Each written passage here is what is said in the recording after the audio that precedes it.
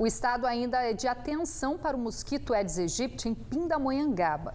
A cidade registrou índice de 1,7 na avaliação de densidade larvária realizada em abril. Porém, o resultado é bem menor que o da última ADL realizado há 4 meses, quando o índice foi de 6,5, que representa risco de surto para doenças transmitidas pelo mosquito, como a dengue, zika vírus e a febre chikungunya.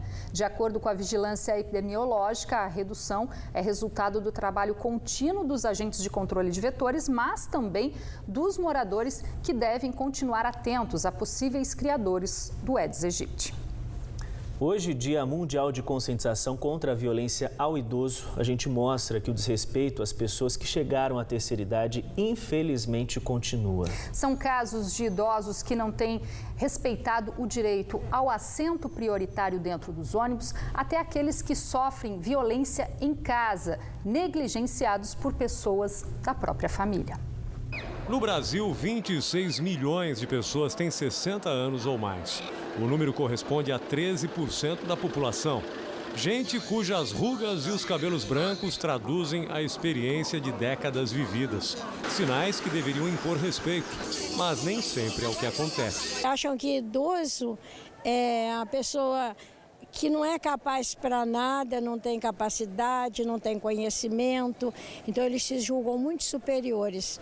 Não sabe a capacidade intelectual de cada um, então trata todo mundo de qualquer jeito. Seu Geraldo tem 71 anos e, apesar da idade avançada, já foi maltratado simplesmente por ser idoso.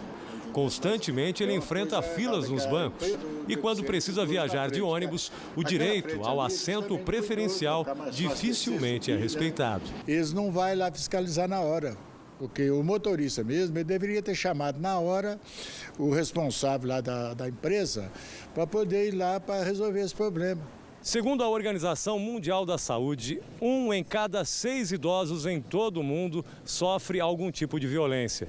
De acordo com os dados coletados em 28 países, agressões física, psicológica e até mesmo abusos sexuais atingem 16% da população com mais de 60 anos de idade. Na região de Pindamonhangaba, a realidade não é diferente.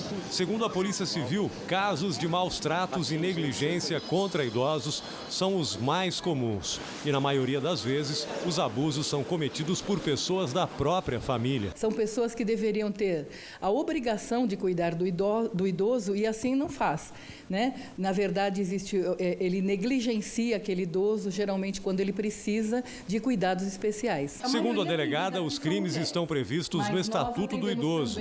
Dependendo da gravidade, as penas variam de 6 meses a 4 anos de prisão. Para conter esse tipo de violência, as denúncias anônimas são fundamentais. Nós só conseguimos agir se nós tivermos conhecimento do fato, né? Se nós não tivermos, não há como agir e como também proteger esse idoso. Mas toda vítima de algum tipo de violência sempre apresenta algum comportamento diferente. No caso dos idosos, quais seriam os sinais que os familiares ou pessoas próximas precisam se atentar e que podem indicar que essa pessoa está sendo vítima de violência, hein? E sobre este assunto, a gente conversa agora com a Tereza Vera, que é psicóloga. Muito boa noite, Tereza. Obrigada pela participação. Bom, como a gente viu na reportagem, a violência não é só física, né? Existe a violência psicológica, mas também existe um outro tipo de violência em casa, principalmente, que a gente pode nem falar que seja uma violência psicológica, mas que é muito sutil, né, Tereza? Sim, existe. Ela é bem sutil, porque tem um envolvimento afetivo. Então, a pessoa, dificilmente ela reage a isso porque ela tem medo do isolamento. E um dos sinais de que está acontecendo alguma coisa é justamente o isolamento. O idoso começa a ficar depressivo, apresentar um quadro de depressão. Ele dificilmente relata isso para as pessoas porque ele tem medo do afastamento dos familiares. Tem uma violência que ela é sutil e que você pode perceber, por exemplo, quando você sai para passear com um idoso. Uhum. Ele fica do lado e você fica conversando. Mas não está efetivamente participando. Ele não é incluído. Uhum. Né? Então é uma violência realmente sutil. Uma outra violência sutil é quando você começa a determinar como ele deve fazer as coisas dentro de casa, da casa que é dele. Então, os filhos começam a dizer, olha, isso não deve ficar aqui, parecem coisas pequenas, mas aquela é a casa dele. né? Então, imagine o contrário. Ele perde autonomia dentro da própria casa. Ele perde autonomia dentro da própria casa. E como ajudar, doutora, essas pessoas, né? Esse idoso que está passando por um problema, a família, pessoas próximas, vizinhos, como ajudar esse idoso que está nessa situação? Porque às vezes, como a senhora comentou, o idoso tem um certo receio de perder esse contato com a família, né? Fica com receio de fazer alguma denúncia, de se afastar da família, né? É que né, nesse caso dessa violência sutil, que ela é bem sutil, na verdade é uma dinâmica da família que ela vai ter que ser alterada. Agora, uma violência Isso, uma violência física, sim. Isso, uma violência física e até psicológica, em que ele é humilhado, né? E isso acontece com frequência também. Ah, você não sabe nada, fica quieto, falas nesse gênero. Aí, o idoso geralmente tem alguém de confiança, além da família. Então, o que se espera é que ele relate para alguém, mas aí a gente volta nesse medo dele perder essas pessoas que ele ama. E quais os sinais que ele pode demonstrar de que ele não está bem, que está passando por alguma situação de violência? Ele pode começar a ficar choroso, muito quieto, ele começa a mostrar um comportamento muito diferente do habitual. Então, era um idoso falante, que conversava muito, começa a ficar sempre mais silencioso. Então, ele vai dando sinais de mudança de quem ele é, na maneira dele atuar mesmo. E há um preconceito contra o envelhecimento, doutora? A gente vê um desrespeito muito grande. Filas em bancos, no supermercado, assento no ponto de ônibus, no ônibus, né? Há um preconceito? E uma questão cultural também, né? Sim, uma questão cultural. Ser velho virou xingamento.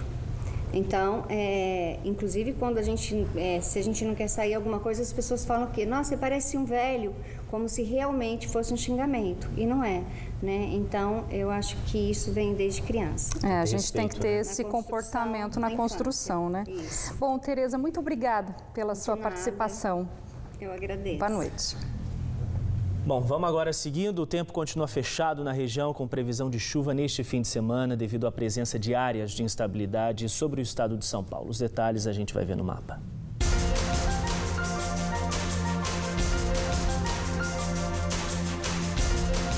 Chove na Serra da Mantiqueira amanhã, em Monteiro Lobato e Campos do Jordão, mínima prevista de 9, máxima de 16 graus.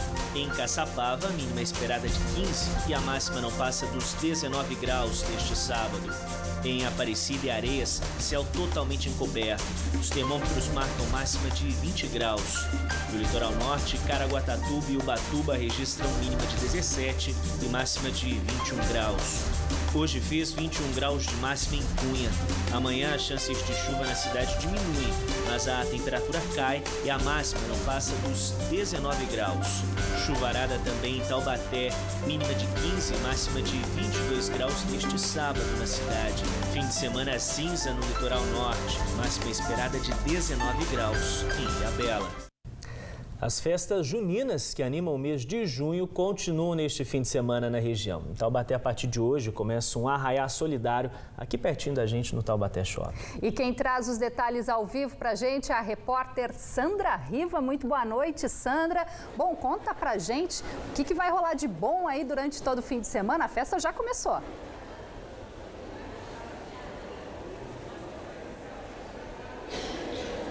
Oi, Rose, boa noite para você, boa noite, Baldinho, para todo mundo que acompanha o Band Cidade segunda edição. Já começou sim, as barracas já estão armadas, vou mostrar para vocês que tem muita variedade, é aquela festa tradicional, mas também tem novidade. Olha, o Claudinei Salles está mostrando pra gente, olha, por exemplo, o doce de abóbora. Esse aí que vocês estão vendo agora, verdinho, na verdade é uma broa de fubá e ela está enrolada na folha de bananeira, foi feito na fornalha.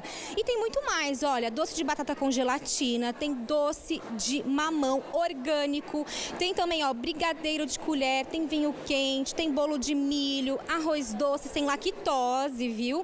Olha só que delícia. Maçã do amor, cachorro quente, né, gente? Paçoca, tem cuscuz, tem lanche de pernil, tem pão de mel, tem muita coisa gostosa. Agora só, eu vou chamar para vocês aqui para conversar com a gente a Amélia Mus, que tá aqui, gente, organizando a festa, mas ela não para o tempo todo. Tudo bem? Tudo bem, porque, olha, ela tá organizando, na verdade, 7 entidades que fazem parte dessa festa aqui desse arraiá. E ela vai falar pra gente quem são elas. Tem uma que é bastante importante, né, Amélia? Todas as instituições são importantes porque todas ajudam. Assim, mas o que eu acho imprescindível é a Aspal, que é uma instituição que cuida de pessoas que têm doença no sangue. Em Taubaté, muita gente não sabe disso. Há 25 anos que ela está em Taubaté. Então, assim, temos instituição de cachorro para ajudar a gente, para ajudar a criança. O importante é ajudar, Sandra. Amélia, fala pra gente também que tem 2 escolas municipais aqui também. Tem a Chácara Silvestre, tem da minha amiga Tuca ali também, Esplanada. São crianças carentes, está precisando de uma força. Então, aqui as pessoas vêm, consomem e o dinheiro reverte para elas. Tá ok, Amélia, obrigada pelas suas informações. E aqui também tem muita brincadeira e diversão. Daqui a pouco tem quadrilha. A gente volta com vocês no estúdio. Valeu, Sandra. Obrigado pelas informações. Quanta coisa gostosa, hein? Boa, né? Já sei onde eu vou passar depois. Depois do intervalo, no esporte, confira os times da região que entram em campo e em quadra neste fim de semana. E ainda não perca as dicas da nossa agenda cultural. Neste sábado tem show com o rapper Projota em Caçapava. Hora certa para você, 7h09. O Band Cidade volta já já. Ao raiar o dia.